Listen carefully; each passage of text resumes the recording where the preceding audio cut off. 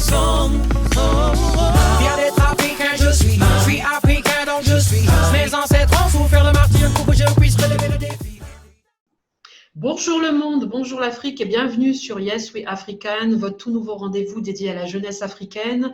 Le numéro de cette semaine est consacré à la place de la femme africaine. Pour en parler, je reçois Madame Sylla Ba, une femme sénégalaise et sociologue de formation.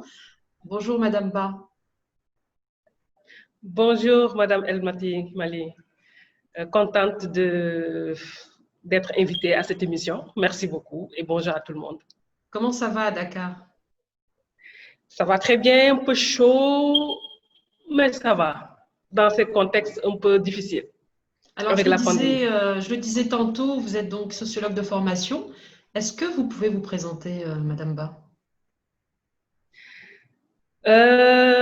Je suis sociologue, docteur en sociologie. Je suis militante des droits humains, donc très active dans les organisations de la société civile, donc travaillant avec pas mal d'organisations militantes sur les questions de droits humains, mais notamment les femmes. Je suis également chercheur parce que c'est la recherche qui a conditionné mon activisme, parce que c'est un activisme orienté. Donc, nos actions, c'est d'abord une recherche pour mieux orienter nos actions sur le terrain. Donc, je lie la recherche à l'action, donc l'activisme, voilà. Donc, je travaille sur différentes thématiques comme les questions de sécurité, la religion, la migration. Voilà.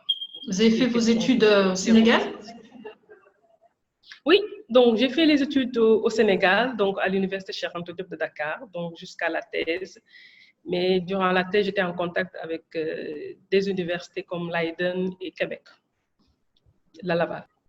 OK. Très bien. Donc, comme vous le disiez tantôt, vous êtes donc sociologue de formation. Actuellement, vous travaillez dans le domaine de la recherche. Est-ce que lors de votre début de carrière, vous avez rencontré des difficultés dans votre milieu professionnel? J'évolue dans le monde de la recherche, oui, mais je suis aussi j'accompagne une fondation politique allemande, donc on s'intéresse à tout ce qui est politique publique, comment changer les politiques publiques, donc je suis là-dedans, mais ça n'empêche que je continue mes activités de militante et de chercheur, donc je suis intégrée dans des programmes de recherche. Comment j'associe tout cela? Vous savez, j'ai choisi un homme qui n'est pas en tout cas une corvée, qui m'accompagne dans ce que je fais, qui m'aide beaucoup, qui me comprend.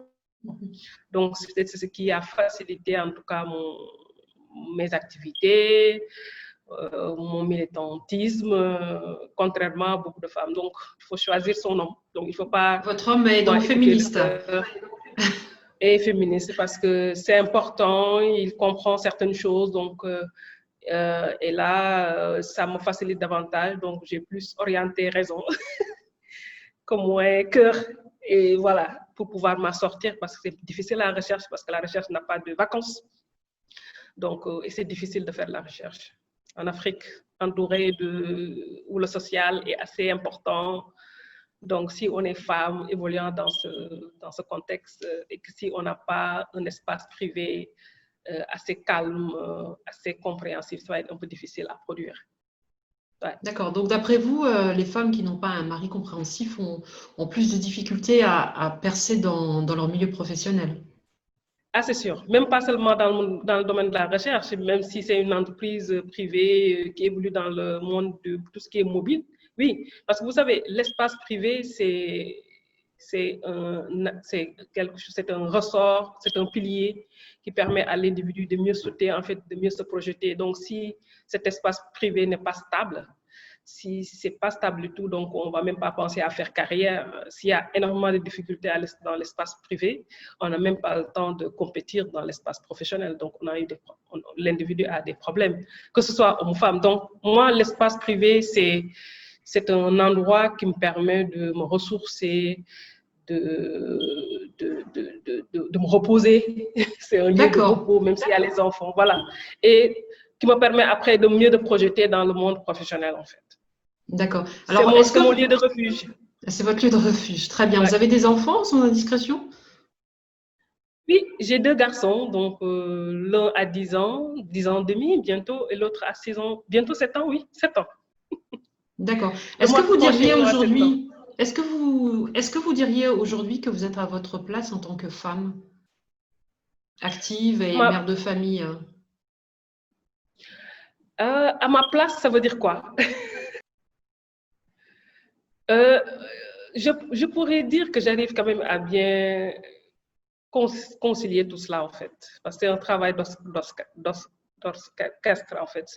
J'arrive en tout cas à mieux concilier ces rôles, parce qu'il y a un appui derrière, Donc, ça surtout veut avec dire les enfants. qu'auparavant, vous aviez quelques difficultés.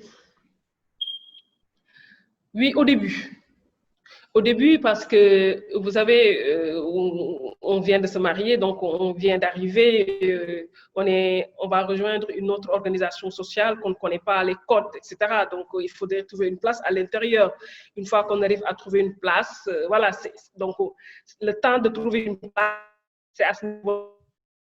Et à l'époque, je faisais la thèse et je faisais la thèse, donc je travaillais de la société civile, donc en tant que jeune fille. Donc, ouais, mais maintenant, ça va, même si on en veut beaucoup plus.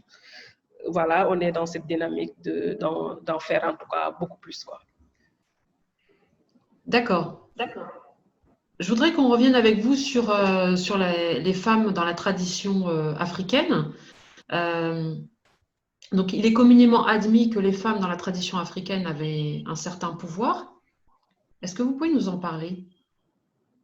Effectivement, Amina, la chance que les sociétés africaines ont eue avant l'arrivée, je dirais, de l'islam et de la colonisation, c'est qu'on avait, moi je ne dirais pas un système matriarcal, parce que d'après ce que je défends, c'est qu'on n'a jamais eu de société matriarcale, mais on a eu quand même des sociétés matrilinéaires.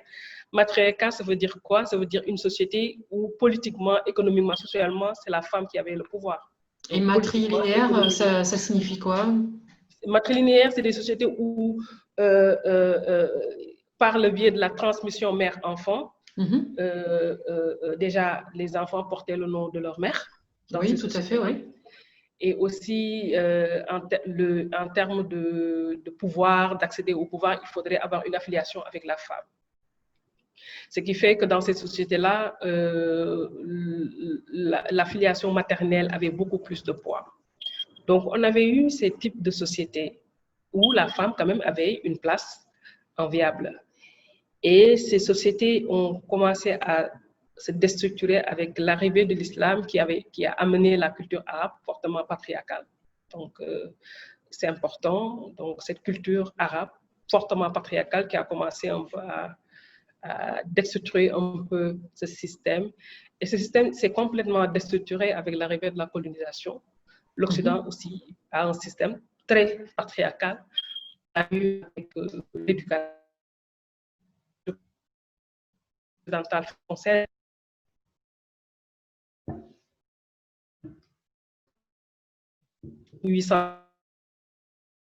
Pour des garçons.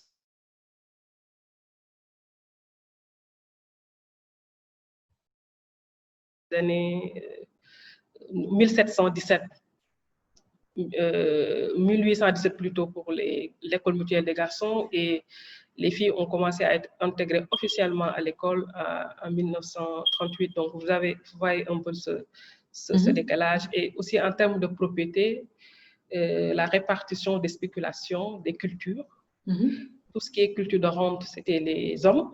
Oui. Et les cultures vivrières, c'était les femmes. Donc, il y avait cette répartition, voilà, qui a davantage enfoncé les femmes. Mais rappelez aussi que dans cette période traditionnelle, où la femme quand même avait une place enviable, il y avait des femmes aussi qui se sont fait distinguer. Le continent africain a eu quand Justement, même... j'y viens. Quelles sont les reines qui ont le plus incarné ce pouvoir matrilinéaire, comme vous le dites? Il y a certains chercheurs, comme Fatsosa, qui défendent l'idée que le continent africain a connu 3500 ans de leadership féminin. Ah, quand Donc, même, elle a 3500. commencé depuis Isis, Ah, la Isis, reine oui. d'Isis en Égypte. C'était Donc, pas Hatshepsut, non? elle a commencé la reine d'Isis D'accord. jusqu'à la période pour, en tout cas, avoir un horizon temporel pour Mhm. montrer l'existence, en tout cas, de ces différentes femmes. Il faut parler les Amazones de Dahomey, Nefertiti, quoi, on puisse dire, Mhm. au-delà du fait qu'elle était belle et tout, mais elle était le lien entre Dieu et les hommes. Donc, il y avait un peu cette place de divinité. Plein au Sénégal, on a eu quand même. Parce qu'au Sénégal, quand on prend le début et la fin de la résistance coloniale, les Mhm. femmes ont été les deux. Le début, c'était une femme, la fin, c'est une femme. Le début, c'est Ndaté Yalla. Donc, Avec aujourd'hui, ça l'Empire commence Wolof. à se... Wallo, du Wallo, Mhm. À l'époque, on appelait voilà. ça Wallo. Oui, c'était le Wallo, donc où aujourd'hui ça commence en tout cas à s'imposer dans la mémoire, dans la conscience collective parce qu'on en parle et c'est important. Et la fin de la résistance est tenue par une femme, c'est Aline Sitoé Diatta, donc le Sud, donc dans les années 40. 1940. Donc, ça également, il y a eu beaucoup de recherches et aussi beaucoup de diffusion pour que ne serait-ce qu'on puisse faire connaître et aussi enseigner. Donc, sur le continent africain, il y a pas mal. Et pour revenir un peu sur l'affiliation, quand nous prenons le Wallo, comme les autres royaumes, pour pouvoir accéder à la trône, il faudrait s'affilier à la femme. Donc, il y a ce système-là. Donc, c'est des choses, je pense, qu'il faudrait valoriser, faire davantage connaître et pourquoi pas l'intégrer dans tout ce qui est curricula Les pour que manuels la jeunesse puisse d'histoire. davantage connaître. C'est D'accord. important pour qu'on puisse davantage connaître notre histoire, mais plus sous l'angle des femmes. Parce que les femmes ont été longtemps oubliées de l'histoire. Elles Et sont pourtant, restées c'est invisibles. les femmes qui transmettent la culture aux enfants.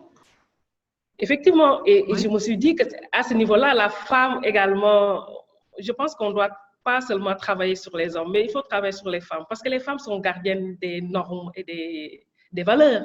Elles sont Mhm. gardiennes des normes et des valeurs. Donc, pour qu'on puisse avoir du changement, il faudrait travailler avec elles pour déconstruire pas mal de choses, pour sensibiliser, mais aussi pour qu'elles puissent comprendre les enjeux. Et aussi, ne pas se dire que tout ça, c'est naturel, mais tout cela, c'est des choses qui sont construites. Donc, on a besoin aujourd'hui de femmes conscientes qui connaissent les enjeux pour pouvoir changer les choses. D'accord. Est-ce que vous-même, vous transmettez ces valeurs à vos enfants? Effectivement, moi, j'ai seulement des hommes. J'ai que des garçons, j'ai pas de filles. Mais vous savez, tout est question d'acquisition, d'aptitude. Il faut préparer l'individu à faire face aux défis actuels.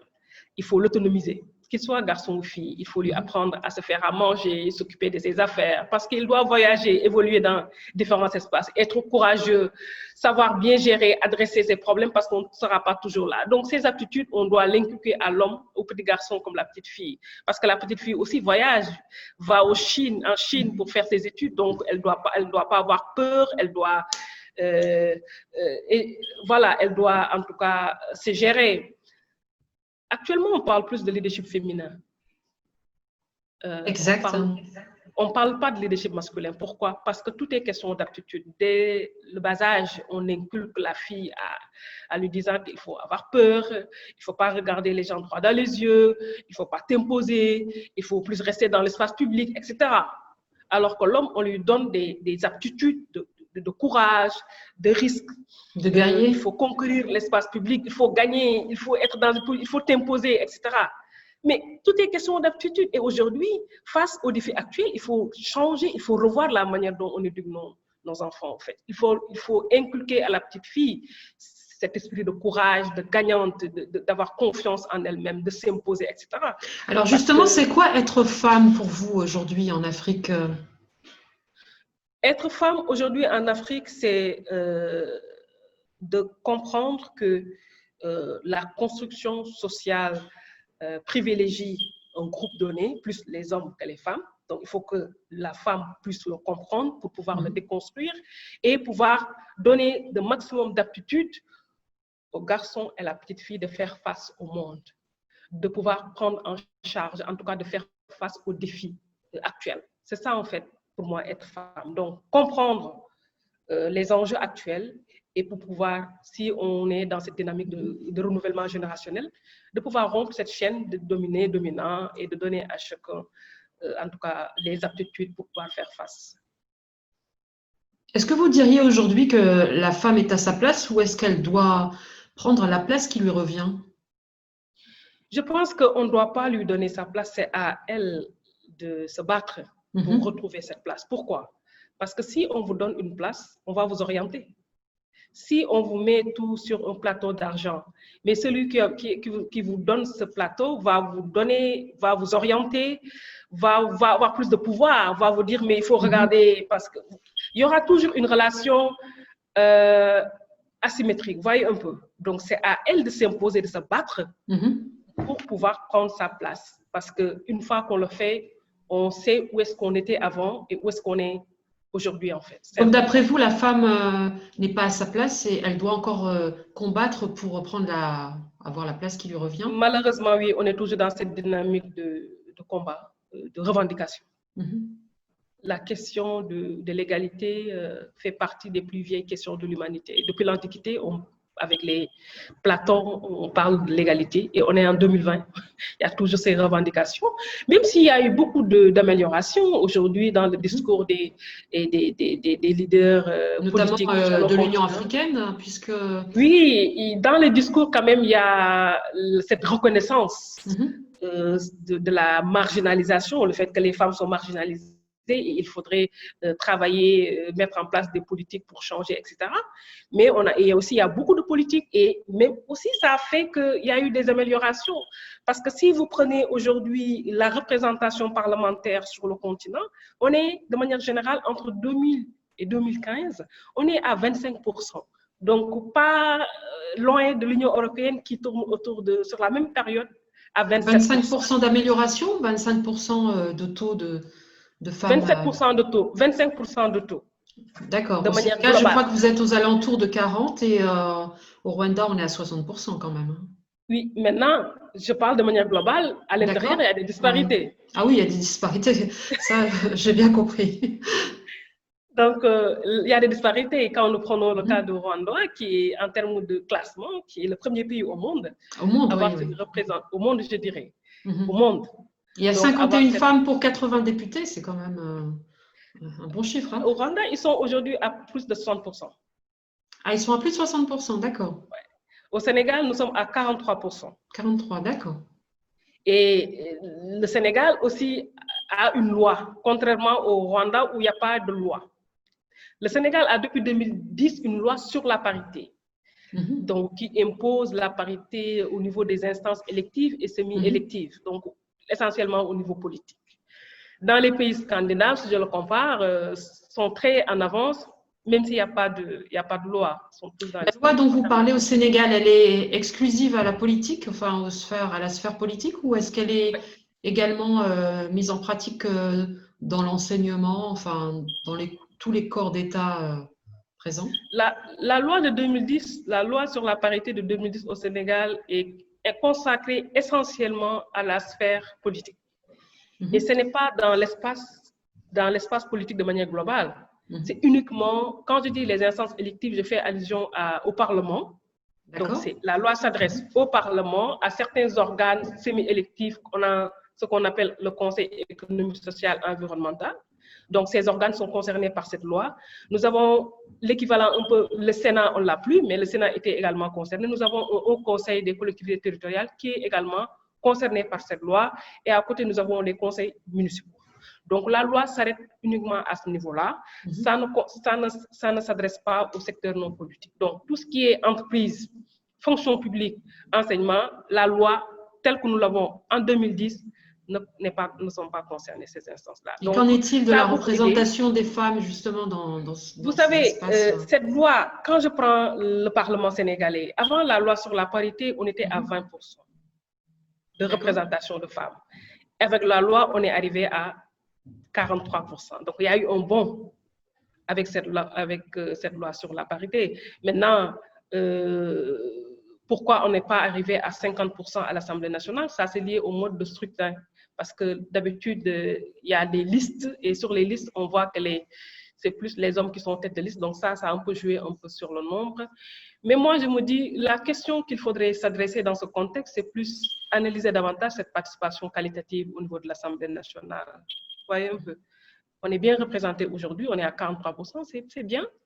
Mais il faudrait davantage travailler sur l'apport, la plus-value de cette représentation féminine au niveau de ces instances-là. C'est à ce niveau-là qu'il faut mettre le focus. Bien sûr, il faut que les places soient méritées.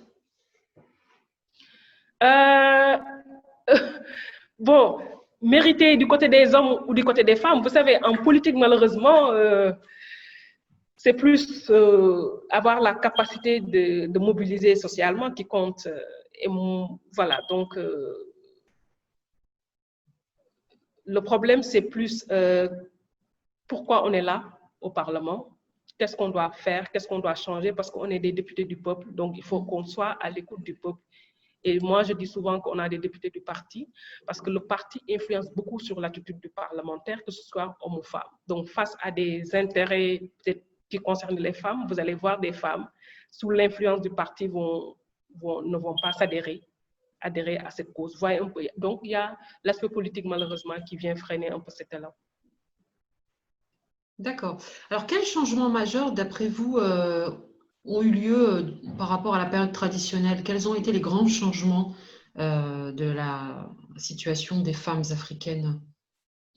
Il y a eu quand même de grandes avancées, de grands changements. Aujourd'hui, je peux dire que les femmes sont dans tous les espaces, dans toutes les sphères. L'armée, la religion. Aujourd'hui, quand je prends la religion, en termes de prédication, de diffusion du message, on voit des femmes. Et pourtant, il existait des prêtresses à l'époque traditionnelle. Oui, des prêtresses, c'est des traditionnels, mais c'est différent quand on parle de religion. Quand je prends par exemple l'islam, où il y a ce monopole de domination masculine, même si de manière authentique, les textes disent autre chose. Mais en termes de positionnement, actuellement, dans l'espace public sénégalais, les femmes sont en train de se positionner, de diffuser le message divin, tout comme leur homologue masculin. Au Maroc, nous avons... Vous avez des imams femmes au Sénégal? Ce ne sont pas des imams, mais ce sont des personnes qui sont dans les médias, font des conférences pour répondre à un besoin religieux. C'est-à-dire, c'est une demande. C'est les gens qui diffusent le message divin. Donc, ils travaillent sur les textes. C'est des gens qui maîtrisent les textes et qui les diffusent, qui parlent à une grande audience des textes. Avant, c'était seulement les hommes qui le faisaient. Mais maintenant, il y a les femmes qui le font. Mais on n'a pas encore de femmes imams, même si dans certains pays, aux États-Unis, en Afrique du Sud, en Belgique. En France aussi, il existe des imams femmes. Ouais. Et tout cela, ça a été influencé en 2005 par Amina Roudoud, qui est une grande femme féministe qui a dirigé une prière à New York. Ça a influencé tout cela en 2005. Parce qu'elle aussi, elle est féministe musulmane, donc elle a eu sa lecture des textes.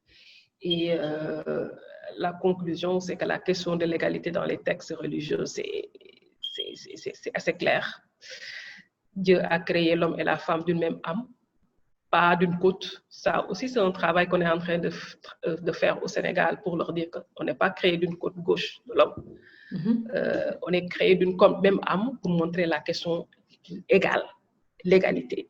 Parce que je pense que la construction des systèmes, des sociétés patriarcales, c'est fait à partir de cette représentation qu'on a de nos religions, en disant que la femme a été créée de la partie gauche de l'homme. Donc, vous diriez que les hommes et les femmes sont égaux et complémentaires à la fois, mais bien différents pourtant. Moi, je ne parle pas de complémentarité, parce que nous, la perception que nous avons de la complémentarité est différente de l'égalité. Nous, on se dit que la complémentarité est différente de l'égalité. D'accord. Nous, on se dit qu'on est égaux en termes de droits, en termes d'obligations, parce que ce soit dans la religion, que ce soit aujourd'hui au niveau politique, les lois qu'on est en train de voter, parce que quand même les pays comme le Sénégal sont en avance quand même dans le cadre juridique est assez fourni, l'égalité est inscrite dans la constitution sénégalaise, etc. Donc, on est égaux en termes de droits, de responsabilités, d'opportunités. Et voilà, donc en termes d'obligations, on est des êtres humains, on est des citoyens, etc. Et c'est différent de la complémentarité, parce que la complémentarité, la femme peut rester à gérer les tâches domestiques, n'a pas, en tout cas, le droit de travailler. L'homme, c'est seulement a le droit de travailler, et on est dans cette dynamique de complémentarité. Pour nous, complémentarité ne rime pas avec l'égalité. Très bien, je pense que ce sera le mot de la fin. La complémentarité ne rime pas avec l'égalité. Vous êtes donc plutôt optimiste concernant la situation de la femme africaine. Oui, je suis quand même optimiste parce que je vois l'évolution, je vois cette reconnaissance, je vois les cadres juridiques en train de se renforcer en termes d'égalité. Je vois aussi le dynamisme, l'activisme de la société civile, les mouvements féministes qui naissent un peu partout, même si des fois ça va dans tous les sens. Donc, je vois cet engagement, mais il faut toujours que la jeunesse puisse davantage comprendre, apprendre, comprendre l'évolution, comprendre un peu les enjeux pour pouvoir mieux orienter leurs actions. Et je vois également en termes de représentation, il y a cette représentation féminine, mais aussi en termes de femmes modèles sur le continent africain. Il y a aujourd'hui beaucoup de femmes modèles et ça, c'est des références qui aide la jeune fille de 5 ans parce que c'est important pour cette jeune fille de 5 ans d'avoir des références et aujourd'hui on a des références. On a des références et c'était différent dans les années 30, dans les années 20. Aujourd'hui, il y a plein de références dans le monde de recherche, des entreprises, etc. Et c'est des modèles pour les jeunes générations. Donc, je pense que si on continue dans cette dynamique, si on continue davantage à s'activer, parce que la vie c'est un combat, c'est des luttes, on pourra davantage être dans des pays, dans des sociétés démocratiques parce que la question de l'égalité, la prise en compte des besoins des femmes, ça fait partie d'une des composantes d'une société démocratique. Ça aussi, c'est pas seulement les élections, liberté d'expression, le respect de l'égalité est aussi un pilier fondamental d'une société démocratique. Bien, je vous remercie Madame Ba. Je pense que le message est passé. Alors, on arrive au terme de cet entretien.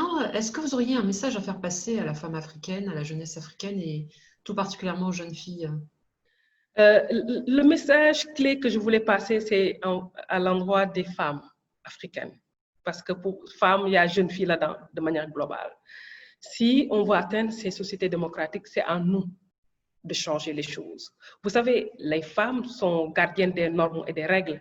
C'est les femmes qui socialisent. C'est les femmes qui, dans l'espace privé, dans les familles, tracent 2 voies différentes, une voie pour l'homme, une voie pour la femme dans le processus de socialisation, en donnant des tâches, etc., des responsabilités, des attitudes. C'est à elles de revenir un peu sur ce processus de socialisation. C'est à elles de déconstruire la manière dont on socialise les garçons et les filles. Si on veut plus tard avoir des hommes qui ne seront pas jugés seulement sur le muscle en qualifiant, parce que moi, il faut arrêter de qualifier un gentleman. En le disant, un gentleman, c'est un homme qui a les muscles, etc. On doit transformer ce mot gentleman en l'adressant uniquement aux hommes qui respectent les femmes, qui ne font pas de violence et pas seulement sur les muscles. Et pour y arriver, il faudrait que les femmes puissent jouer ce rôle, transformer, avoir des hommes pas violents du tout, qui vont jouer leur partition, que ce soit dans l'espace privé, que ce soit dans l'espace public. Donc le rôle de la mère est primordial dans la transmission de ces valeurs, d'après vous? Extrêmement important. Il nous faut ces femmes dans la transmission. Très bien, je vous remercie. Écoutez, on arrive au terme de cet entretien. En tout cas, le message est passé. Quant à moi, je vous dis à la semaine prochaine pour un prochain numéro. Je vous remercie de nous avoir suivis. N'oubliez pas de liker, de partager, de vous abonner et puis de commenter surtout. Et merci de nous aider à faire grossir cette communauté Yes We African. Merci Madame Ba. Merci beaucoup Amina. Merci. Au revoir. Africain, et fier de ce que nous sommes. Fier d'être africain, je suis.